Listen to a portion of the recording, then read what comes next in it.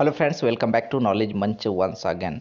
Friends, अगर इस video की बात करें तो ये शिक्षक नियुक्ति से या किसी भी तरह के वैकेंसी से तो संबंध नहीं रखता है, लेकिन एक ऐसे मैटर से संबंध रखता है जो हम सभी के लिए बहुत इम्पोर्टेंट है, क्योंकि हम सभी के पास तो पैन कार्ड होगा ही। और पैन कार्ड को आधार से लिंक करना ज़रूरी करार दिया गया है सरकार के द्वारा, और 31 मार्च तक आधार से लिंक करा लें पैन, नहीं तो रद्द हो जाएगा। तो एक बहुत ही महत्वपूर्ण इन्फॉर्मेशन है, बहुत ही इम्पोर्टेंट इन्फॉर्मेशन है, और मैंने समझा कि आप तक जो है शेयर करना बहुत आवश्यक है। सभी पैन कार्ड को 31 मार्च तक आधार से लिंक कराना अनिवार्य है। यदि 31 मार्च तक पैन लिंक नहीं हुआ तो ये अवैध और निष्क्रिय हो जाएगा, उसका कोई काम नहीं रहेगा, वो बेकार पड़ जाएगा।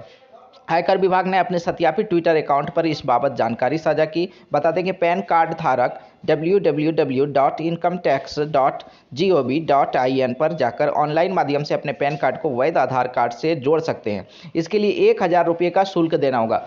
तो फ्रेंड्स, यहाँ पर देख सकते हैं कि अभी 1000 रुपये का शुल्क लिया जा रहा है पैन कार्ड को आधार कार्ड से जोड़ने के लिए, जबकि पहले ये निःशुल्क था। तो आपने अगर तय समय सीमा में आधार कार्ड को पैन कार्ड से लिंक नहीं किया है तो अब 1000 रुपये शुल्क देकर आपको लिंक करना होगा, और अगर 31 मार्च तक नहीं करते हैं तो फिर आपका पैन कार्ड जो है अवैध हो जाएगा, वो बेकार हो जाएगा।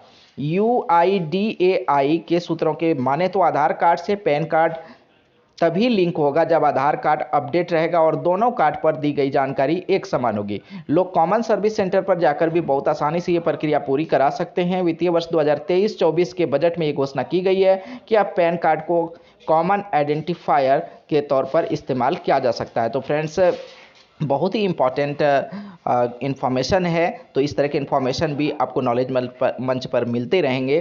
तो अगर अभी तक आपने चैनल को सब्सक्राइब नहीं किया है या नए व्यूवर हैं तो सब्सक्राइब ज़रूर कर लें। थैंक्स। जय हिंद।